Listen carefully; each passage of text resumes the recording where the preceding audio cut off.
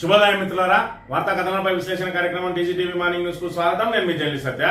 ముందుగా రాజకీయ పరిణామాలను కనుక పరిశీలించినట్లయితే గ్రూప్ 1 లో అవకతవకలు జరిగాయని అటు నిరుద్యోగులతో పాటు ఇటు బీఆర్ఎస్ నేతలు ఏదైతే మరి ఇక్కడ ఆరోపణలు చేసిరో దాని మీద న్యాయ పోరాటం చేసిండ్రో అదే నిజమని తేలింది.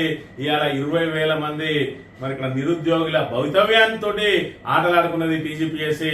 చివరకు హైకోర్టు ధర్మాసనం ఖచ్చితంగా మరోసారి మూల్యాంకనం చేయాలని చెప్పి మరి అది కుదరని పక్షంలో మరి తిరిగి పరీక్ష నిర్వహించాలని చెప్పి నిన్న రోజున చారిత్రాత్మకమైన తీర్పునిచ్చింది. ఒకే పరీక్ష సెంటర్ లో మరి ఒకే రీతిన సుమారు 700 మందికి మార్కులు రావడం, మరో పరీక్ష సెంటర్ లో మరి ఇక్కడ 400 మందికి సేమ్ మార్కులు రావడం, మరి ఇక్కడ 2 పరీక్ష సెంటర్ల నుంచి ఏదైతే ఎగ్జామ్ రాసిందో అమ్మాయిలకు సుమారు మరి ఇక్కడ 56 మంది అందులో ఎంపిక కావడం, మరి ఇంకా మరో 26 సెంటర్లు రాసిన వాళ్ళ నుంచి కేవలం 70 మందిని ఎంపిక చేయడం, 70 మంది మాత్రమే ఎంపిక కావడం, ఇది పూర్తిగా గ్రూప్ 1 పరీక్షలో అవకతవకలు జరిగాయని చెప్పి ధర్మాసనం అభిప్రాయపడి తిరిగి మూల్యాంకనం చేయాలని, తెలుగులో ఎగ్జామ్ రాసిన వారికి తీవ్ర అన్యాయం జరిగిందని చెప్పి హైకోర్టు వ్యాఖ్యలు చేయడంతో పాటు మరి ఇక్కడ తిరిగి ఎన్నికల ప్రక్రియ ఏదైతే మన పరీక్షల ప్రక్రియ నిర్వహించినట్టయితే 8 నెలల్లోపు ఈ గ్రూప్ 1 ప్రక్రియనంతా పూర్తి చేయాలని చెప్పి టైం బాండ్ విధించి మరి ఇక్కడ చారిత్రాత్మకమైన తీర్పునిచ్చింది. ఇది ప్రభుత్వానికి మరి ఇక్కడ చెంపపెట్టుగా మారింది. దీని మీద ప్రత్యేక కమిషన్ వేసి విచారణ జరిపించాలని సిట్టింగ్ జడ్జి తోటి, లేదంటే మరి ఇక్కడ హైకోర్టు సుప్రీంకోర్టు రిటైర్డ్ జడ్జీలతోటి కమిషన్ వేయాలి గ్రూప్ 1 మీద. దీనిలో ఏవి అవకతవకలకు పాల్పడిన వాళ్ళు ఎవరు, దీనికి బాధ్యులు ఎవరు, నిరుద్యోగుల జీవితాలతోటి ఆటలాడుకున్నది ఎవరో వాళ్ళందరినీ బయటికి తేవాలని చెప్పి బీఆర్ఎస్ వర్కింగ్ ప్రెసిడెంట్ కేటీఆర్ నిన్నటి రోజున డిమాండ్ చేసిన పరిస్థితిని మనం ఇక్కడ చూడవచ్చు. ఒకవైపు మరి ఇక్కడ సర్కార్ ఏదైతే మేము ప్రతిష్టాత్మకంగా నిర్వహిస్తున్నామని చెప్పి నిరుద్యోగుల జీవితాలతో ఆటలాడుకున్నదో కాంగ్రెస్ ప్రభుత్వ ప్రతిష్ట నిన్నటి హైకోర్టు తీర్పుతోటి మసకబారడంతో తన తాబేదారు పత్రికలు మరి ఇక్కడ డైవర్షన్ పాలిటిక్స్ ను అప్పుడే ప్రారంభించినాయి. ఫార్ములా ఈ రేస్ కేసుకు సంబంధించి ఇప్పటి వరకు ఊకదంపుడు మరి ఇక్కడ మాటలు మాట్లాడుకుంటూ వచ్చిన ప్రభుత్వం నిన్నటి రోజున ఏదైతే దానికి ప్రభుత్వం అనుమతి కోరుతూ ఏసీబీ ఏదో ఫైల్ పంపించిందని చెప్పి దాన్ని పెద్ద ఎత్తున మరి ఇక్కడ ఏదైతే గ్రూప్ 1 లో జరిగిన అవకతవకలు దీనికి బాధ్యులు మరి ఇక్కడ వెలికి తీయాల్సిన పత్రికలు మరి ఇక్కడ రేవంత్ రెడ్డి అడుగులకు మడుగులొత్తుతూ ఇలా ఆంధ్రజ్యోతి అయితేంది, ఈనాడు అయితేంది, దిశ అయితేంది, V6 అయితేంది, అన్ని కూడా ఏం వార్తలు రాసినాయో ఇక్కడ చూసుకున్నట్టయితే మరి ఇక్కడ దీనికి సంబంధించి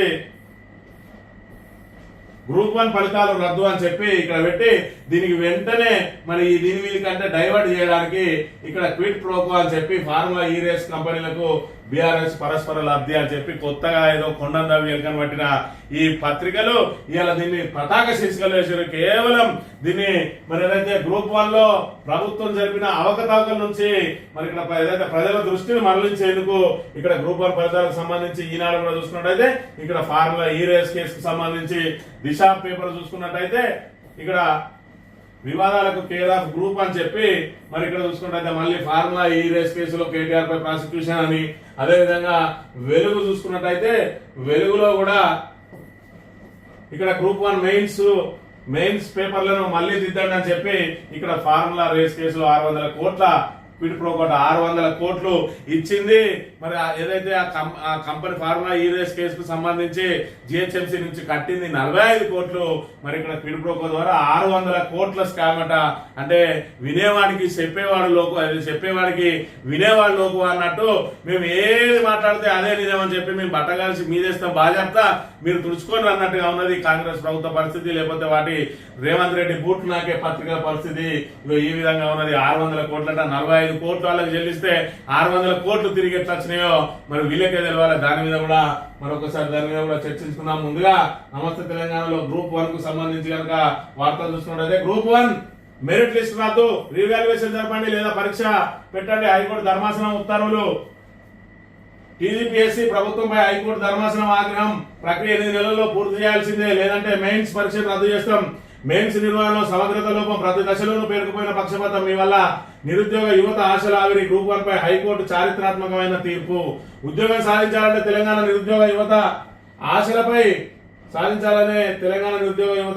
టీజీపీఎస్సీ నీళ్లు చల్లింది. రోజుకు 10-12 గంటల పాటు చదివిన విద్యార్థులకు కమిషన్ నిర్లక్ష్యం, అసమర్థత ఫలితంగా నిరాశ మిగిలింది. ప్రతిభావంతులైన తెలంగాణ నిరుద్యోగ యువత కోచింగ్ కోసం పెద్ద మొత్తంలో ఖర్చు చేసుకున్నారు.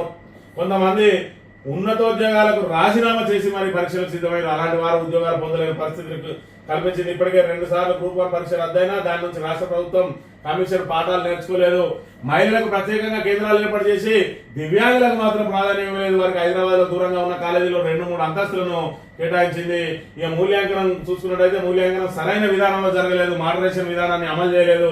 ఈ విషయంలో కమిషన్ పరస్పర విరుద్ధంగా వివరించింది. మూల్యాంకనం చేసిన వాళ్ళు ఇంగ్లీష్ తెలుగు మాధ్యమాల్లో నిపుణులే, అయితే మూల్యాంకన విధానం మాత్రం ఒకే రీతిలో జరగలేదు. కమిషన్ 2-3 రకాల మూల్యాంకనం చేయించింది, మోడరేషన్ అనుసరించలేదు.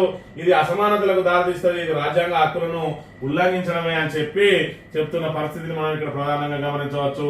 మరి ఇక్కడ గ్రూప్ 1 పరంగా చూసుకున్నట్టయితే ఒకటే మరి ఏదైతే ఒక పరీక్ష కేంద్రంలో రాసిన సుమారు 700కు పైగా మరి అభ్యర్థులకు సంబంధించి ఏకరీతిన వాళ్లకు మార్కులు వచ్చినాయి.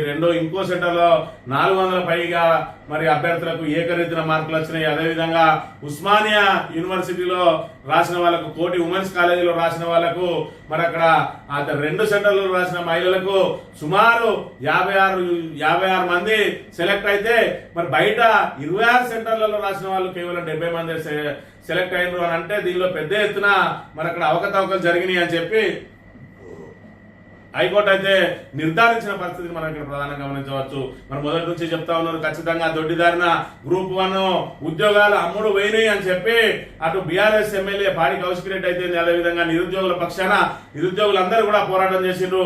ఒక్కొక్కరికి అయితే మరి ఇక్కడ ఆల్రెడీ ఉద్యోగాలు చేస్తున్న వాళ్ళు కొందరు అప్గ్రేడ్ కోసం మరి గ్రూప్ 1 రాస్తే వాళ్లకు అన్ని సబ్జెక్టులో కలిపి సింగిల్ డిజిట్ వచ్చింది అని అంటే ఏ రకంగా మూల్యాంకనం జరిగింది, ఏ విధంగా వాళ్ళకి అన్యాయం జరిగింది మరి అనే విషయాన్ని మనం ఇక్కడ ప్రధానంగా గమనించవచ్చు.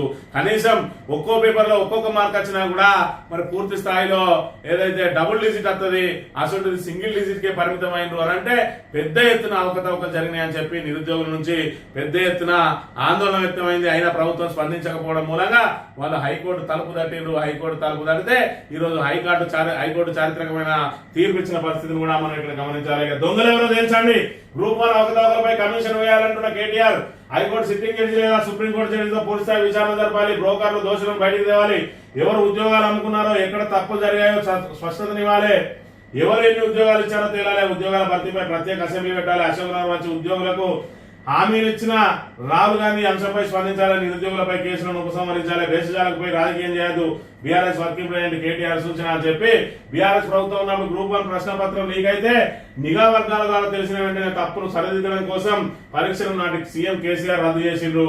ఇగోకపోయి నిరుద్యోగులకు నష్టం చేయదు, వారి ఆకాంక్షలకు అనుగుణంగా పనిచేయండి, మీ ప్రభుత్వం అధికారంలోకి వచ్చింది, ఈ విద్యార్థులు వేసిన ఓట్ల వల్లేనని గుర్తుంచుకోండి, ఖచ్చితంగా దొంగలు ఎవరో తేల్చాలి, గ్రూప్ 1 అవకతవకలపై కమిషన్ వేయాలని చెప్పి కేటీఆర్ డిమాండ్ చేసిన పరిస్థితి కూడా మనం ఇక్కడ ప్రత్యేకంగా గమనించాలి. మరోవైపు చూసుకున్నట్టయితే ఉద్యోగాల మీద పదే అబద్ధాలను వల్ల వేస్తున్న రేవంత్ రెడ్డి ఎవరెన్ని ఉద్యోగాలు ఇచ్చిండ్రో దీని మీద ప్రత్యేక అసెంబ్లీని పెట్టండి, మీరు ఇచ్చిన ఉద్యోగాలన్నీ, మేము ఇచ్చిన ఉద్యోగాలన్నీ, మీరు ఇచ్చిన నోటిఫికేషన్లన్నీ, మేము ఇచ్చిన నోటిఫికేషన్లన్నీ, మేము 10 సంవత్సరాల పాలనలో మరి ఎన్ని ఉద్యోగాలు ఇచ్చినాం, మీ 20 నెలల పాలనలో ఎన్ని ఉద్యోగాలు ఇచ్చినాయో చర్చకు మేము సిద్ధంగా ఉన్నాం, ప్రత్యేకంగా అసెంబ్లీని ఏర్పాటు చేయమని కూడా డిమాండ్ చేసిన పరిస్థితిని మనం ఇక్కడ చూడవచ్చు. పిల్లల చదువులపైన జీఎస్టీ వాతాట, స్కూల్ సర్వీసులపై ట్యాక్స్ల మొత్తం, టెక్స్ట్ బుక్స్ మెటీరియల్ పైన బాధలే, జీఎస్టీని 18% పెంచిన కేంద్రం ఫీజులు భారీగా పెరగవచ్చు అంటున్న విద్యావేత్తలు, ఆందోళనలో విద్యార్థుల తల్లిదండ్రులు చెప్పి జీఎస్టీ మరి ఇక్కడ 5 స్లాబ్ల విధానాన్ని 2 స్లాబ్లకు తీసుకొచ్చింది. పెద్ద ఎత్తున మధ్యతరగతి పేద ప్రజలకు మరి ఇక్కడ ఏదైతే ఊరట లభిస్తుందని అనుకుంటే మరి ఇక్కడ పిల్లల చదువుల మీద జీఎస్టీ మోత మోగబోతా ఉన్నది, వాళ్ళకు చదువులు భారంగా మారబోతా ఉన్నాయని చెప్పి చెప్తున్న పరిస్థితి. ఇక యూరియా కష్టాలు అయితే కొనసాగుతూనే ఉన్నాయి. మహిళా రైతులు ఆఖరికి మరి ఇక్కడ చెప్పుల బట్టి కొట్టుకునే దుస్థితిని తీసుకొచ్చింది ఇలా కాంగ్రెస్ ప్రభుత్వం. యూరియాను అందుబాటులో ఉంచక ఈ రోజు మన అక్కడ రైతులు ఎవరైతే ఉన్నారో వాళ్ళకు కనీసం లైన్ లో నిలబడ్డ వారికి ఒక్కొక్కరికి ఒక్కొక్క బస్తా కూడా రాకపోవడం తోటి సుమారు 300-400 బస్తాలు అయితే 700-800 మంది లైన్లలో ఉండడంతో ఆ లైన్లలో ఒకరికొకరు కొట్లాడుకుంటున్న పరిస్థితి. సిద్దిపేట జిల్లా గజ్వేల్లో మంగళవారం మహిళా రైతులు యూరియా కోసం సిగపట్టు పెట్టారు. లైవ్ లో నిల్చున్న 2 మహిళల మధ్య మాట పెరగడంతో చెప్పులతో కొట్టుకున్నారట. ఈ రకంగా రైతులను నట్టేట ముంచి నడి రోడ్డు మీద ఈ రోజు నిలబెట్టింది. ఒక్క యూరియా బస్తా కోసం మరి ఇక్కడ ఏదైతే రోడ్ల మీద ఆక్రందనలు, మరి ఏదైతే సొమ్మసిలి పడిపోవడం, అదే విధంగా చంటి బిడ్డలను పెట్టుకొని లైన్ లో ఉండి ఆ చంటి బిడ్డలకు రోడ్డు మీద కూర్చొని ఆ తల్లి పాలిస్తా ఉంటే ఆ హృదయ విదారక ఘటనలు చూస్తా ఉన్నాం. మరోవైపు రైతులు కొట్టుకొని రక్తం కొడుతా ఉన్నారు. మహిళా రైతులు కూడా చెప్పులతో కొట్టుకునే దుస్థితిని తీసుకొచ్చింది ఇలా కాంగ్రెస్ ప్రభుత్వం. కేవలం మార్పు మార్పు అని చెప్పి మార్పు కోసం కాంగ్రెస్ కోటేస్తే ఇగో ప్రభుత్వం తీసుకొచ్చిన మార్పు ఇది. ఎందుకంటే కేసీఆర్ ప్రభుత్వం ఉన్నప్పుడు మరి ఇక్కడ ఆటో డ్రైవర్ కు డబ్బులు ఇస్తే ఆటో డ్రైవర్ తీసుకొచ్చి ఇంటికాడ పడేసేదని చెప్పి రైతులే చెప్తా ఉన్నారు. మరి ఇక్కడ మార్పు అంటే ఇంకేం చేస్తారు? ఏదైతే మరి రైతులు ఏమి ఊహించుకున్నారు అంటే ప్రభుత్వానికి ఒక ఫోన్ కొడితే యూరియా బస్తా ఇంటికి పంపిస్తా అనుకున్నారు. కానీ మార్పు అంటే అది కాదు. మీకు ఏదైతే అందుబాటులో దొరికిన యూరియా ఉన్నదో దానికోసం చెప్పులు లైన్ లో పెట్టి మీరు లైన్లలో నిలబడి పొద్దున్న నుంచి సాయంత్రం వరకు ఒక్క యూరియా బస్తా కోసం ఎదురు చూసే పరిస్థితిని తీసుకురావడమే మార్పు అయిపోయింది. ఇలా కరెంట్ ఎప్పుడు వస్తుందో ఎప్పుడు పోతుందో తెలియకుండా చేసింది. ఇవాళ కాళేశ్వరం లాంటి బృహత్తరమైన ప్రాజెక్టు మీద బురద జల్లి ఇవాళ సాగునీటి కోసం తిప్పలు పడే పరిస్థితిని తీసుకొని వచ్చింది. మరి ఇక్కడ ఆరుగాలం శ్రమించి పండిన పంటను సకాలంలో అమ్ముకుందామని ధాన్యం కొనుగోలు కేంద్రాలకు తీసుకొస్తే ఆ ధాన్యం కొనుగోలు కేంద్రాలలో సకాలంలో వాటిని ఏదైతే కొనుగోలు చేయక నెలల తరబడి అక్కడ వేచి చూసే పరిస్థితిని తీసుకొచ్చింది. అదే కాంగ్రెస్ తీసుకొచ్చిన మార్పు అనే విషయాన్ని మనం ఇక్కడ గమనించాలి. ఇక రేవంత్ పాలన గురుకులాల పరిస్థితి చూసుకున్నాడు. అదే కుప్పకూలిన గురుకుల భవనం, తుట్లో తప్పిన పెను ప్రమాదం, 3 విద్యార్థుల గాయాలు, దవాఖాన తరలింపు, మరో 5 నిమిషాల ఆలస్యం అయితే పెను ప్రమాదం.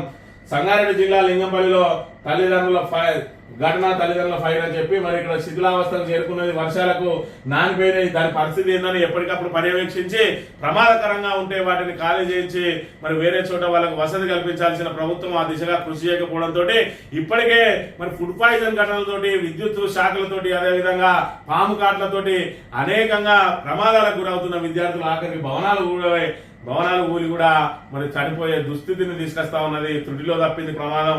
5 నిమిషాల ఆలస్యం అయితే వాళ్ళ పిల్లలు అక్కడే ఉన్నట్టయితే అనేక మందికి నానా ఇబ్బందులు అయ్యే పరిస్థితి ఉన్నది. అయినా కూడా కొంతమందికి మరి ఇక్కడ ఆల్రెడీ దెబ్బలు తాకినాయట, గాయాలైనాయి అనే విషయాన్ని మనం ఇక్కడ గమనించాలి. ఇక ఏ గురుకులం బాగుందో చూపించు, సీఎం నియోజకవర్గానికి వెళ్లి తేలుద్దామా? విద్యార్థుల ధర్నాలు కనిపించడం లేదా? సీఎం మెప్పు కోసమే అడ్డూరి అబద్ధాలు. కోడిగుడ్ల ధర పెంచి 600 కోట్ల స్కామ్, మంత్రి లక్ష్మణ్ కుమార్ వాటా ఎంత? మాజీ మంత్రి కొప్పుల ఈశ్వర్ సూటి ప్రశ్న. కొప్పుల ఈశ్వర్ గారు మరి ఇక్కడ గురుకులాలకు సంబంధించిన సంక్షేమ మంత్రిగా పనిచేసిండు. ఇప్పుడు ఆయన మీద గెలిచినటువంటి అడ్డూరి లక్ష్మణ్ కుమార్ కు అదే మంత్రిత్వ శాఖను అప్పచెప్తే ఇవాళ భ్రష్టు పట్టిపోతా ఉన్నది గురుకులాలని చెప్పి ఆయన ఆవేదన వ్యక్తం చేస్తున్న పరిస్థితి. ఎక్కడ గురుకులాలు మంచిగా ఉన్నాయో చూపించు. ఈ ఫుడ్ పాయిజన్ ఘటనలేంది, ఈ పాము కాట్లేంది, షాకులేంది, ఎలుకల కొరుకుడేంది, అసలు గురుకులాలలో సౌకర్యాలు ఏవి? ఇలా కోడిగుడ్ల ధర పెంచి 600 కోట్ల స్కామ్ కు తెరలేపిండు. ఇలా లక్ష్మణ్ కుమార్ వాటా ఎంత అని చెప్పి కొప్పుల ఈశ్వర్ గారు సూటిగా ప్రశ్నించిన పరిస్థితి మనం ఇక్కడ గమనించవచ్చు. ధర్మపురిలో చూసుకున్నట్టయితే పరిస్థితులు మరి ఇక్కడ ఆగమ్య గోచరంగా ఉన్నాయి. ఎవరైనా అడ్డూరి లక్ష్మణ్ కుమార్ గాని ప్రభుత్వాన్ని గాని ప్రశ్నిస్తే ఇళ్ల మీదకి వెళ్లి దాడులు చేస్తున్న పరిస్థితి నెలకొన్నది. మరోవైపు చూసుకున్నట్టయితే మరి కొప్పుల ఈశ్వర్ గారు తీసుకొచ్చినటువంటి ఆ మహిళా కళాశాల అయితే మిగతా ఏదైతే అభివృద్ధి పథకాల కోసం తీసుకొచ్చిన వాటి అన్నింటినీ తరలిపోతా ఉన్నా కూడా మంత్రి గారు వేడుక చూస్తా ఉన్నారని చెప్పి ఆరోపణలు కూడా ఉన్న పరిస్థితిని మనం ఇక్కడ చూడవచ్చు. మావోయిస్టు కొత్త దళపతిగా తిప్పిరి తిరుపతి, కేంద్ర కమిటీ కార్యదర్శిగా జగిత్యాల జిల్లా కోరుట్లవాసి 43 ఏళ్ల క్రితమే అజ్ఞాతంలోకి స్పెషల్ జోనల్ కమిటీ కార్యదర్శిగా ఇడ్మా అని చెప్పి మావోయిస్టు కొత్త దళపతిగా అంటే ఓవరాల్ మావోయిస్టు మొత్తానికి కూడా మరి అధినేతగా ఇలా తిప్పిరి తిరుపతి అని ఏదైతే జగిత్యాల జిల్లా కోరుట్లవాసి ఉమ్మడి కరీంనగర్ జిల్లాకు సంబంధించిన తిప్పిరి తిరుపతిని నియమించినట్టుగా ఇక్కడ మరి వార్తలు మనం ఇక్కడ చూడవచ్చు. అదే ఆక్రందన, రాత్రి నుంచే పడిగాపులు, కేంద్రాల వద్దనే భోజనాలు, పలు చోట్ల తోపులాట, రోడ్డెక్కిన అన్నదాతలు, రోజులు గడుస్తున్నా తినని యూరియా కొరత, నిమ్మకు నీరెత్తినట్టు ప్రవర్తిస్తున్న కాంగ్రెస్ ప్రభుత్వం. మరి వీళ్ళు టక్కన వస్తారు, ఒక మంత్రి వస్తాడు, ఆల్రెడీ మరి యూరియా అందుబాటులో ఉన్నది, రైతులే మరి ఇక్కడ ఏదైతే తికమక గురైతా ఉన్నారు అందరికి యూరియా వస్తుంది అంటాడు. మరో మంత్రి వస్తాడు, యూరియా కొంత కొరత ఉన్న మాట వాస్తవమే అంటాడు. ఇక వ్యవసాయ మంత్రి వస్తాడు, వ్యవసాయ మంత్రి వచ్చి రేపు ఎల్లుండో యూరియా వస్తుంది, ప్రత్యేక కౌంటర్లు పెట్టి రైతులకు ఇబ్బందులు లేకుండా చూడాలంటాడు, ఆయన పెట్టిపోతాడు. మరి ఇక్కడ ఇక రేవంత్ రెడ్డి అయితే రైతులు తిన్నదరగక రాస్తారోకే చేస్తా ఉన్నారు. మొదటోనికి లాస్ట్ వరకు వచ్చే వరకు 8 గంటలు పడుతుంది. ఆ 8 గంటలు ఆగే ఓపిక లేకనట మరి 7వ కాడ కూర్చోవాలి కదా అని చెప్పిపోయి రోడ్ల మీద కూర్చుంటాడట. ఆయన వ్యంగ్యమైన మాటలు ఆ విధంగా ఉంటాయి. రైతుల పట్ల మరి ఇక్కడ కాంగ్రెస్ ప్రభుత్వ పనితీరు ఏ విధంగా ఉన్నది, ఇలా రేపటి రోజున రైతులే సమాధానం చెప్తారు. కడుపు మండిన రైతన్నలు రేపటి రోజున స్థానిక ఎన్నికల కోసం అదే విధంగా ఉప ఎన్నిక కోసం ఎదురు చూస్తా ఉన్నారు కాంగ్రెస్ కు బుద్ధి చెప్పడానికి అని చెప్పి మనం ఇక్కడ ప్రధానంగా చూడవచ్చు. సాక్షి దినపత్రిక విషయానికి వస్తే కొత్త ఉపరాష్ట్రపతి సిపి రాధాకృష్ణన్ ఇండియా కూటమి అభ్యర్థి జస్టిస్ బి సుదర్శన్ రెడ్డిపై ఘన విజయం. తమిళనాడు నుంచి పదవి చేపట్టనున్న 3వ నేతగా ఘనత. ఉపరాష్ట్రపతి ఎన్నికల్లో రాధాకృష్ణన్ కు 452, సుదర్శన్ రెడ్డికి 152 ఓట్ల తేడాతో గెలుపొందిన ఎన్డీఏ కూటమి అభ్యర్థి. మొత్తం పోలైన ఓట్లు 767 అయితే చెల్లని 15 98.2% నమోదైన పోలింగ్. ఓటింగ్ కు గైరాజరైన 13 మంది ఎంపీలట. ఇండియా కూటమి నుంచి పలువురు ఎంపీల క్రాస్ ఓటింగ్. సుదర్శన్ రెడ్డికి 324 ఎంపీల మద్దతుందని భావిస్తే 300కే పరిమితమైనరు. మరి ఇక్కడ చూసుకున్నట్టయితే ఇండియా కూటమి మరి ఏమనుకున్నారా వాళ్ళంటే అధికార ఎన్డీఏ కూటమి నుంచి కొంతమంది క్రాస్ ఓటింగ్ చేస్తారు సుదర్శన్ రెడ్డికి. మరి ఇక్కడ మేము ఏదో రకంగా బయటపడతామని చెప్పి మరి అన్ని రకాలుగా ప్రయత్నాలు చేసిండు. ఇటు తెలుగువాడు అని చెప్పి తెలుగుల దగ్గర నుంచి అదేవిధంగా మాజీ జస్టిస్ అని చెప్పి ఆయన ఒక మరి ఏదైతే విద్యావంతుడు మరి తెలివి కలవాడు అలాంటి వాడిని పెట్టాలి, అలాంటి వాడిని ఎన్నుకోవాలి, మీరు అందరూ కూడా మరి సపోర్ట్ చేయాలంటే ఆ ఇండి కూటమి నుంచి 24 ఓట్లు మరి అవతల కూటమికి అధికార కూటమికి పడ్డాయి అని అంటే ప్రతిపక్ష కూటమి ఏ విధంగా ఒకరి మీద ఒకరు అపనమ్మకాలతో ఏ విధంగా ఉన్నారో ఇక్కడ మనం ప్రధానంగా చూడవచ్చు. బీఆర్ఎస్ ముందే ప్రకటించింది మేము ఓటింగ్ కు దూరంగా ఉంటున్నాం, ఎందుకంటే కాంగ్రెస్ బీజేపీలు రెండు కూడా రైతులకు యూరియా అందించలేక రైతులను ఇబ్బందులకు గురి చేస్తా ఉన్నాయి కాబట్టి ఆ కారణంతో మేము ఉపరాష్ట్రపతి ఎన్నికల్లో పాల్గొనబోము అని చెప్పి మరి ప్రకటించింది. మరి ఇక్కడ 24 మంది అయితే ఇండి కూటమికి సంబంధించిన వాళ్ళు సుదర్శన్ రెడ్డికి బేషరతుగా ఓట్లు వేయాల్సిన వాళ్ళే ఇలా ఇండియా కూటమికి ఏదైతే ఎన్డీఏ కూటమికి ఓటు వేయడంతో మరి ఇక్కడ 152 ఓట్ల ఆధిక్య సంపాదించిన పరిస్థితి మనం ఇక్కడ చూడాల్సింది.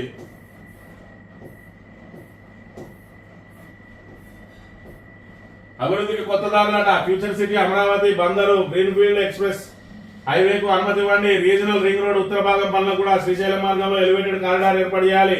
కేంద్ర మంత్రి నితిన్ గడ్కరీకి సీఎం రేవంత్ రెడ్డి వినతులు. కేంద్ర ఆర్థిక మంత్రి నిర్మలా సీతారామన్తో కూడా సమావేశం.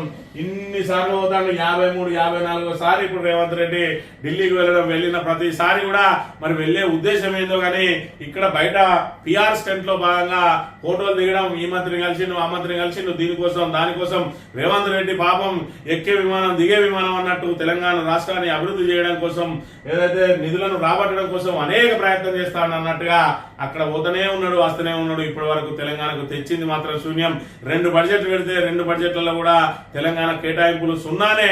మరి ఇక్కడ ప్రత్యేకంగా ఏమైనా మనకు నిధుల కేటాయింపు జరుగుతుందంటే ఆఖరికి వరదల్లో అంతకు ముందు సార్ వచ్చిన వరదలు, ఖమ్మంలో వరదలు, మొన్నటి రోజున కామారెడ్డి మెదకులో వరదలు, ఆ వరద నష్టం కూడా కేంద్రం నుంచి సాధించలేకపోయింది కాంగ్రెస్ ప్రభుత్వం అనే విషయాన్ని మనం ఇక్కడ చూడాలి. ఇక ఆంధ్రజ్యోతి విషయానికి వస్తే నేపాల్ అగ్నిగుండం, యువత ఆందోళనలు, హింసాత్మకం, పార్లమెంట్ సహా సుప్రీంకోర్టు ప్రముఖుల ఇళ్లకు నిప్పు, ప్రధాని కేపీ శర్మ ఓలీ రాజీనామా, అదే మాటలో అధ్యక్షుడు రామచంద్ర, మంత్రులు నేతల ఇళ్లపై దాడులు, నిప్పు, కాలినగాయాలతో మాజీ ప్రధాని కనాల్ భార్య మృతి, ఆర్థిక విదేశాంగ శాఖల మంత్రులపై దాడులు, ఆర్మీ బ్యారక్లకు ప్రముఖులు, సైన్యం చేతికి పాలన, తదుపరి ప్రధానిగా కాఠ్మండు మేయర్ బాలేంద్ర షాకు అవకాశం అట. నేపాల్లో అగ్నిగుండంగా మారింది. ఇది 2వ దేశం ఈ మధ్య జరిగిందల్లా. బంగ్లాదేశ్ లో ప్రధానికి వ్యతిరేకంగా ఆ రోజు అక్కడ మరి బంగ్లాదేశీయులందరూ కూడా మరి పూర్తి స్థాయిలో వ్యతిరేక ఉద్యమం చేసి ఆ దేశం నుంచి తరిమి కొట్టి మరి ఇక్కడ వాళ్ళ ఇంటికి కూడా నిప్పు పెట్టే ప్రయత్నం చేసిరు, ఇల్లును లూటీ చేసిర్రు. ఇక్కడ చూసుకున్నట్లయితే నేపాల్లో ఏదైతే యువత అవినీతి మీద మరి ఇక్కడ సోషల్ మీడియా వేదికగా పోరాటం జరుగుతూ ఉంటే ఆ సోషల్ మీడియా సైట్లనే నిషేధం విధించింది మరి నేపాల్ ప్రభుత్వం. దాంతో యువత అంతా కూడా బగ్గుమన్నది. మొత్తం మంది రోడ్లెక్కి మరి ఆందోళన చేపడితే వాళ్ళ కాల్పుల్లో 20 మంది ఏదైతే విద్యార్థులు యువతులు చనిపోతే వాళ్ళందరూ కూడా పెద్ద ఎత్తున ఉద్యమం చేసి ఆఖరికి పార్లమెంట్ కు నిప్పు పెట్టిండ్రు. మరి అదేవిధంగా పార్టీ కార్యాలయాలకు నిప్పు పెట్టిండ్రు. అదేవిధంగా ప్రధాని నివాసానికి, మాజీ ప్రధానుల నివాసాలకు, మరి అధ్యక్ష నివాసానికి కూడా నిప్పులు పెడితే మాజీ ప్రధాని భార్య నిప్పులలో కాలిపోయి చనిపోయింది. చివరకు చివరకు ప్రధాని ఓలి మరి ఇక్కడ రాజీనామా చేయాల్సిన దుస్థితి వచ్చింది. రాజీనామా చేసినా మేము వదిలేదు లేదు, అధ్యక్షుడు కూడా రాజీనామా చేయాలి. కాఠ్మండు మరి ఇక్కడ ఎవరైతే మేయర్ ఉన్నాడో ఆయనకి చేతికే ప్రధానిగా అవకాశం ఇవ్వాలి బాలేంద్ర షాకు అని చెప్పి పెద్ద ఎత్తున నినాదాలు చేస్తూ యువత అంతా కూడా రోడ్లు ఎక్కుతున్న పరిస్థితి మరోవైపు చూసుకున్నట్టయితే మరి ఇక్కడ ప్రధాని ఓలి మరి ఇక్కడ సైన్యం సాయం కోరిండు, నేను దేశం విడిచి వెళ్ళిపోతా, నాకు సాయం చేయండి అని చెప్పి అర్థిస్తున్న పరిస్థితి. మరోవైపు సైన్యం చేతిలో తీసుకున్నది మరి ఇక్కడ నేపాల్ ఏదైతే పాలన పగ్గాలని తదుపరి వాళ్ళు ఎవరిని ప్రకటిస్తే వాళ్ళే ప్రధానిగా ఉండే అవకాశం కూడా ఉన్న పరిస్థితి మనం ఇక్కడ గమనించాలి. ఇక్కడ చూసుకున్నట్టయితే క్విడ్ ప్రో కో అట ఫార్ములా ఈ రేస్ లో కంపెనీలకు బీఆర్ఎస్ కు పరస్పర లబ్ధి. హెచ్ఎండిఏ 45 కోట్లు చెల్లించగానే బీఆర్ఎస్ కు 44 కోట్ల విరాళం. అనుభవం లేని కంపెనీకి అందుకే అవకాశం. రెండో దశ జరగకుండానే మళ్లీ చెల్లింపులు. కేటీఆర్ పై ఛార్జ్ షీట్ అనుమతించండి. రాష్ట్ర ప్రభుత్వానికి ఫైల్ పంపిన ఏసీబీ అరవింద్ కుమార్ మరికొందరిపై అభియోగాలు. నేడు సీఎస్ నుంచి గవర్నర్ వద్దకు ఫైల్. జోక్యానికి సుప్రీం నిరాకరణతో చకచక పావులు. గవర్నర్ అనుమతి తర్వాత అరెస్ట్ అట, లేదంటే ఛార్జ్ షీట్ అట. ఇక్కడ మోకాలకు బోడిగుండుకు ముడిపెట్టడం అంటే ఇదే. ఫార్ములా ఈ రేసు నిర్వహించింది మరి ఇక్కడ విదేశీ కంపెనీ ఎఫ్ఈఓ కంపెనీ అనేది ఏదైతే మరి ఇక్కడ దాన్ని నిర్వహించిందో దానికి ఏస్ నెక్స్ట్ జెన్ అనే మరి వాళ్ళు మేము స్పాన్సర్షిప్ చేద్దామని చెప్పి వచ్చిండ్రు. మరి ఇక్కడ ప్రభుత్వం స్పాన్సర్షిప్ చేయకుండా దానికి సంబంధించిన పూర్తి స్థాయిలో సౌకర్యాలన్నీ కల్పిస్తే ఏస్ నెక్స్ట్ జెన్ వాళ్ళు మరి ఏదైతే వాళ్ళు 150-160 కోట్లు పెట్టి దానికి స్పాన్సర్షిప్ చేసిండ్రు. తీరా అదంతా ఫార్మా ఈరియా జరిగిన తర్వాత వాళ్ళు ఆశించిన ఫలితాలు రాకపోవడంతో, లాభం రాకపోవడంతో వాళ్ళు స్పాన్సర్షిప్ నుంచి తప్పుకున్నారు. మరి వరుసగా 4 సీజన్లు నిర్వహించడానికి హైదరాబాద్ కు వచ్చిన ఫార్మా ఈరియస్ కంపెనీ తరలిపోకుండా తక్షణం వాళ్ళు ఆగాలంటే వాళ్ళకి 45 కోట్లు చెల్లించాలి. ప్రస్తుతానికైతే హెచ్ఎండిఏ నుంచి చెల్లించండి, మరొక స్పాన్సర్ ను వెతుకుదాం. ఇప్పుడు ఎన్నికల ప్రక్రియ ఉన్నది కాబట్టి ఎన్నికల ప్రక్రియ పూర్తయిన వెంటనే మరొక స్పాన్సర్ ను తీసుకొని అది చేద్దామని అంటే ఏస్ నెక్స్ట్ జెన్ వాళ్ళట మరి ఇక్కడ బాండ్లు ఇచ్చిందట ఏదైతే బీఆర్ఎస్ కు. ఆ బాండ్లు ఇచ్చుడు క్విడ్ ప్రో కో అట. ఇవాళ ఏస్ నెక్స్ట్ జెన్ అనేది మరి ఇక్కడ ఫార్మా ఈరియస్ కు ఏదైతే దానికి స్పాన్సర్షిప్ చేసిందో దాని ద్వారా నష్టపోయింది. అంటే నష్టపోయినందుకు మరి ఇక్కడ బీఆర్ఎస్ కి ఇచ్చిందా, మరి దాని ద్వారా ఏమి లబ్ధి పొందింది? ఇవాళ 45 కోట్లు ఇచ్చింది కంపెనీకి, అది కూడా ఏస్ నెక్స్ట్ జెన్ తప్పుకున్న తర్వాత మరి ఇచ్చిండు. దానికి మోకాలకి బోడిగుండుకు ముడిపెట్టి ఆ 45 కోట్లు అడిగితే 44 కోట్లు ఇచ్చినాయని 45 కోట్లు ఇస్తే ఎవడన్నా 44 కోట్లు ఇస్తాడా? ఇది ఒకసారి ఆలోచన చేసుకోవాలి. వాడు ₹1 కోసమే మరి ఇక్కడ క్విడ్ ప్రో కో చేసిండా? అది కూడా మరి ఫార్ములా ఈ రేస్ కంపెనీకి సంబంధించిన విదేశాల నిర్వాహకులకు ఇస్తే ఇవాళ ఏస్ నెక్స్ట్ జెన్ కంపెనీకి దానికి ఏం సంబంధం? వీళ్ళు స్పాన్సరర్లు, వాళ్ళేమో నిర్వాహకులు వాళ్ళకు సరిపడా వాళ్ళకు నిధులు ఇస్తేనే మీ దగ్గర నిర్వహిస్తాం, లేదంటే నిర్వహించామని అంటే మరి ఇక్కడ ప్రపంచంలో ఉన్న వివిధ దేశాలతో పాటు మన దేశంలో ఉన్న వివిధ రాష్ట్రాలు మేం చేస్తామంటే ఎవరికి రాని అవకాశం మన హైదరాబాద్ వస్తే దాన్ని నిలబెట్టుకోలేని రేవంత్ రెడ్డి దాన్ని కూడా మరి ఇక్కడ ఏదైతే కోడిగుడ్డు మీద ఈగలేరే కార్యక్రమంలో భాగంగా ఇప్పటికీ రెండోసారి ఫార్ములా ఈ రేస్ నిర్వహించి హైదరాబాద్ బ్రాండ్ ఇమేజ్ పెంచాల్సింది పోయి ఆ నిర్వహణ చేతగాక దానిలో లొసుకులు అని వెతుకుతూ ఇవాళ 44 కోట్లు దుర్వినియోగమైనాయి అని చెప్పి ఓడిపెడితే ఇంకో తాబేదారు అయితే ఏకంగా 600 కోట్ల క్విడ్ ప్రో కో జరిగిందంటాడు. ఇచ్చిన 45 కోట్లు అది ఫార్మా ఈ రేస్ కంపెనీకి ఇస్తే మరి ఏస్ నెక్స్ట్ జెన్ వాళ్ళు వీళ్ళకు ఏదైతే పార్టీకి ఫండ్ ఇస్తే మరి వాళ్ళు పార్టీ కంటే ఓన్లీ బీఆర్ఎస్ కే కాదు బీజేపీకి ఇచ్చిండ్రు, అదేవిధంగా కాంగ్రెస్ కి ఇచ్చిండ్రు. వివిధ పార్టీలకు కంపెనీలు అనేవి మరి ఖచ్చితంగా ఎలక్టోరల్ బాండ్లు ఇస్తూనే ఉంటాయి. మరి దాని ద్వారానే ఇవాళ పార్టీలు నడుస్తా ఉన్నాయి. పార్టీలకు సెపరేట్ గా ఎక్కడి నుంచి అన్నా మరి ఇక్కడ కష్టం చేసి కార్యకర్తలందరూ కష్టం చేసో లేకపోతే నాయకులు కష్టం చేసో బ్యాంక్ బ్యాలెన్స్ పెడతా ఉన్నారా? వివిధ పక్షాలు పార్టీలకు ఇచ్చే విరాళాల ద్వారానే పార్టీల నిర్వహణ జరుగుతుంది. అందులో భాగంగా ఏస్ నెక్స్ట్ జెన్ అనేది 45 కోట్లు ఇచ్చిందట. మరి ఏస్ నెక్స్ట్ జెన్ 45 కోట్లు ఇస్తే వీళ్ళు ఇచ్చిన 44 కోట్లు ఇచ్చిందట. 45 కోట్లు ఏస్ నెక్స్ట్ జెన్ పేరుతో పోతే క్విడ్ ప్రో కో అన్న ఒక అన్న ఉంటది కానీ మరి ఇక్కడ ఫార్ములా నిర్వాహకులకు ఇస్తే ఏస్ నెక్స్ట్ జెన్ ఇచ్చిన బాండ్లకు ఏం సంబంధం, ఎన్నికల బాండ్లకు ఏం సంబంధం? ఇగో ఈ రకంగా పొంతలు లేని వాటితోటి ముందైతే మనం బదనాలు చేయాలి, బట్టగాల్సి మీద వేయాలి, వాళ్ళే కడుక్కునే వరకు మల్లోడు తీసుకొని రావాలి అని చెప్పి ఈ ఫార్ములా ఈ రేస్ కేసు ఎన్నటి నుంచి నడుస్తా ఉన్నది. ఇవాళ మళ్ళీ ఎందుకు పేపర్లలో పతాక శీర్షికలు వచ్చిందంటే గ్రూప్ 1 లో పూర్తిగా ఫెయిల్ అయిపోయింది. గ్రూప్ 1 లో మరి ఇక్కడ ప్రభుత్వ ప్రతిష్ట మతకబారింది. అక్కడ ఉద్యోగాలు అమ్ముకోవడానికి ప్రయత్నం చేసిండ్రు. దాని దొంగలను తేల్చాల్సిన అవసరం ఉన్నది. దాని మీద మొత్తానికి చర్చ రాకుండా ఇది దీన్ని చర్చకు పెట్టి మరి ఇక్కడ డైవర్షన్ చేయడం కోసం మళ్ళో రోజు దీన్ని తెర మీదకి తీసుకొచ్చిండు రేవంత్ రెడ్డి ప్రభుత్వం. ప్రజా వ్యతిరేకతను లేదంటే తన అసమర్థత బయటపడ్డప్పుడల్లా ఓ రోజు ఫార్మా రేస్కస్ అని, ఓ రోజు ఫోన్ ట్యాపింగ్ అని, ఓ రోజు కాళేశ్వరం కమిషన్ అని, ఓ రోజు పవర్ మీద కమిషన్ అని చెప్పి, ఏదైతే యాదాద్రి మీద కమిషన్ అని, ఇగో ఈ రకంగా రోజుకొకటి బయటికి తీసుకొచ్చి ఆ దాని నుంచి తప్పించుకునే ప్రయత్నం చేస్తా ఉన్నది తప్ప ఇప్పటి వరకు 6 గ్యారంటీలు అమలు చేయడానికి ఏం చేద్దామని ఒక్కరోజు కూడా మంత్రివర్గంలో చర్చించిన దాఖలాలు లేవు. 420 హామీలు ఇచ్చిండ్రు. ఆ హామీలను ఏ విధంగా నిలబెట్టుకోవాలి, మనం ఇచ్చిన డిక్లరేషన్లు ఏ విధంగా అమలు చేయాలి. మరి ఇక్కడ కామారెడ్డిలో బీసీ డిక్లరేషన్ అని చెప్పి 42% స్థానిక సంస్థలలో రిజర్వేషన్ కల్పించి తీరుతా అని చెప్పినాం. దానికి మనం ఏదైతే ఇండి కూటమి సంబంధించి 300కు పైగా ఎంపీలు ఉన్నారు, వీళ్ళందరినీ మరి అది పెట్టి వీళ్ళందరి ద్వారా మనం పార్లమెంట్ లో ఒత్తిడి తేవాలనే ఆలోచన లేదు.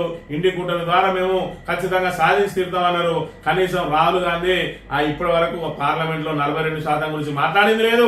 జంతర్ మంతర్ దగ్గర ధర్నా పెడితే ఆ ధర్నాకు వచ్చింది లేదు అని అంటే ఇక కాంగ్రెస్ చేతగాని అసమర్థ పాలన ఏ విధంగా ఉన్నదో ఇప్పుడు మనం ఇక్కడ గమనించవచ్చు. ఇక 30,000 కోట్ల అప్పు లెక్కల్లో వద్దట. రాష్ట్రంలో 105 యంగ్ ఇండియా బడులు కడతాం. ఏటా 2,70,000 మందికి కార్పొరేట్ స్థాయి విద్య నిధుల సమీకరణకు కార్పొరేషన్ ఏర్పాటు చేస్తాం. FRBM నుంచి మినహాయింపు ఇవ్వండి. చదువుపై ఖర్చును పెట్టుబడిగా పరిగణించండి. పాత సర్కార్ అప్పులకు సులభ వాయిదాలు ఇవ్వండి. కేంద్ర ఆర్థిక మంత్రి నిర్మలకు సీఎం రేవంత్ వినతి అట. ఎందుకంటే ఇప్పటికే 2,20,000 కోట్లకు పైగా అప్పులు చేసింది మన రేవంత్ రెడ్డి ప్రభుత్వం. ఇప్పటి వరకు కొత్త ఇటుక వేర్చింది లేదు, కొత్త పథకం అమలు చేసింది లేదు, కొత్త పాలసీ అమలు చేసింది లేదు. 6 గ్యారంటీలు మరి ఇక్కడ ఏదైతే అమలుకు నోచుకోలేదు, కానీ అప్పులు మాత్రం పెరిగిపోతా ఉన్నాయి. ఇప్పుడు FRBM పరిధిలోకి రాకుండా ఇక్కడ ఇంకో 30,000 కోట్లు అప్పు చేస్తారట. దాని నుంచి మినహాయింపు అంటారు. అంటే 2,20,000 కోట్లు అయిపోయినాయి. మొన్నటికి మొన్న మళ్ళీ 6,000 కోట్లు తీసుకున్నాను. మళ్ళీ 3,000 కోట్లకు ఇండియన్ పెట్టిండు. 230 దాటిపోతా ఉన్నాయి. 2,60,000 కోట్లు 2 సంవత్సరాలు దాటక ముందే 2,60,000 కోట్ల అప్పు మరి చేపట్టబోతా ఉన్నారు. అంటే అసలు రేవంత్ రెడ్డి మరి ఇక్కడ ఈ పరిపాలనలో ఏం చేయదలుచుకున్నాడు? మరి ఇక్కడ బీఆర్ఎస్ అప్పులు చేసింది అన్నాడు. మరి ఈయన చేసేది ఏంటిది? ఈయన చేసే తప్పులు లెక్కకు రావు. మరి బీఆర్ఎస్ చేసిన అప్పుల ద్వారా అనేక సంపద సృష్టించబడ్డది. ఇలా కాళేశ్వరం లాంటి బృహత్తరమైన ప్రాజెక్టు నిర్మాణం జరిగింది. ఒక్క పిల్లర్ కూలిపోతే ఇవాళ కాళేశ్వరమే పనికిరాదని చెప్పి అదే కాళేశ్వరం జిల్లాలను అదే కాళేశ్వరం కనెక్షన్ ద్వారా అదే కాళేశ్వరంలో భాగమైన మల్లన్న సాగర్ నుంచి మూసీ ప్రక్షాళనకు హైదరాబాద్ కు తాగునీటిని వాడుకుంటున్నాడు. కానీ ఇలా కాళేశ్వరం మాత్రం పనికిరాదట. ఇవాళ మరి ఇక్కడ రైతులు కూడా చెప్తా ఉన్నారు, చెరువుకు గండి పడితే ఆ గండి ఊడ్చుకుంటామా, లేదంటే ఆ చెరువు పనికిరాదని చెప్పి వదిలేస్తామా? మరి ఇలా ఏదైతే మేడిగడ్డలో జరిగింది కూడా అదే. ఒక పిల్లర్ కూలిపోతే ఆ పిల్లర్ ను సరి చేసుకొని మళ్ళీ మరమ్మతు చేసుకుంటామా, మరి లేదంటే దాన్ని పనికిరాదని వదిలేస్తామా? ఇగో రేవంత్ రెడ్డి పరిస్థితి ఈ విధంగా ఉందని చెప్పి ఇలా సామాన్య రైతులకు కూడా అర్థమైంది. మరి ఇక్కడ నిన్నటి రోజున సోషల్ మీడియాలో ఒక ఆయన మాట్లాడుతూ చెరువుకు గండి పడితే గండి ఊడ్చుకోవా, దీనికి పిల్లర్ ఖరాబ్ అయితే ఎందుకు దాన్ని కొత్త పిల్లర్ నిర్మించామని నిలదీసిన పరిస్థితి మనం ఇక్కడ చూడవచ్చు. దాని ద్వారా మరి రైతుల లోపల కూడా ఏ విధమైన చైతన్యం వచ్చింది కాళేశ్వరం మీద. ఇదే విధంగా వీళ్ళు నానుస్తూ ఉంటే రైతులందరూ తిరగబడే మరి ఇక్కడ పరిస్థితి కూడా ఉత్పన్నమవుతుంది అనే విషయాన్ని మనం ఇక్కడ ప్రధానంగా గమనించాలి. ఈనాడు దినపత్రిక విషయానికి వస్తే గ్రూప్ 1 ఫలితాలకు సంబంధించి మరి దాని వెంటనే దీన్ని ఇక్కడ కీల్ చేయడం కోసం పక్కనే ఫార్మా రేస్ కేసు. ఎందుకంటే ఒక మన చిన్న గీతను చిన్నగా చేయాలంటే దాని పక్కన ఒక పెద్ద గీత పెడితే ఆటోమేటిక్ గా చిన్నగా మారుతుంది. దీన్ని ఏదైతే గ్రూప్ 1 లో మరి ఏదైతే గ్రూప్ 1 పరీక్ష నిర్వహించడంలో ప్రభుత్వం ఏదైతే విఫలమైందో, ఉద్యోగాలు అమ్ముకోవాలని ఏదైతే ప్రయత్నం చేసిందో, దొడ్డిదారిన ఉద్యోగాలు అమ్మేసి నిరుద్యోగులను ఏ విధంగా నిండా ముంచిందో ఇలా హైకోర్టు తీర్పు ద్వారా బయటపడడంతో దీని మీద పెద్ద ఎత్తున చర్చ జరిగితే మరి అవన్నీ కూడా బయటకు వచ్చే అవకాశం ఉన్నాయి. కాబట్టి దీని చర్చను పక్కదారి పట్టించాలంటే దానిలో మళ్ళొకసారి ఈ విధంగా తప్పుడు ఏదైతే ఆరోపణలతోటి మళ్ళా ఏదైతే ఇప్పటికే ఆల్రెడీ విచారణ జరుగుతా ఉన్నది, సరే విచారణలో భాగంగా ప్రక్రియ కావచ్చు, ఆ ప్రక్రియకు ఏదైతే తాటికాయంత అక్షరాలతోటి ఇక్కడ వార్త ప్రచురించాల్సిన అవసరం ఏమొచ్చింది అంటే కేవలం గ్రూప్ 1 లో వాళ్ళ అసమర్థతను కప్పిపుచ్చుకోవడం కోసమే ఇవాళ దీన్ని తెర మీదకి తీసుకొచ్చిన విషయాన్ని మరి గమనించాలని కోరుతూ కాంగ్రెస్ ప్రభుత్వం ఘనత ఏ విధంగా విధంగా ఉన్నది. మరి ఇక్కడ ఇప్పటి వరకు కేసీఆర్ ఇచ్చిన ఉద్యోగాలనే మరి నియామక పత్రాలు ఇచ్చి మేమే ఉద్యోగాలు ఇచ్చినాం అని చెప్పుకుంటున్నారు రేవంత్ రెడ్డి. మరి ఇక్కడ ఏదైతే గ్రూప్ 1 నోటిఫికేషన్ కూడా కేసీఆర్ ఇచ్చిందే ఎన్నికల కోడ్ రావడంతో ఆగిపోయింది. అయినా మళ్ళీ రీనోటిఫికేషన్ ఇచ్చారు, కనీసం దాన్ని సక్రమంగా నిర్వహించిందా అంటే మరి దాన్ని కూడా సక్రమంగా నిర్వహించలేక దొడ్డిదారిన ఉద్యోగాలు అమ్ముకోవాలని ప్రయత్నం చేసి అడ్డంగా దొరికిపోయారు. ఇప్పుడు దొంగలెవరో తేలారని చెప్పి కేటీఆర్ చేస్తున్న డిమాండ్ మరి ఇక్కడ దీని మీద ఖచ్చితంగా మరి కమిషన్ వేసి వాళ్ళ ఏదైతే నిజాయితీని నిరూపించుకోవాల్సిన బాధ్యత మరి కాంగ్రెస్ ప్రభుత్వం మీద ఉందని తెలియజేస్తూ ఇది ఈ రోజు మార్నింగ్ న్యూస్. రేపు థ్యాంక్ యూ వెరీ మచ్.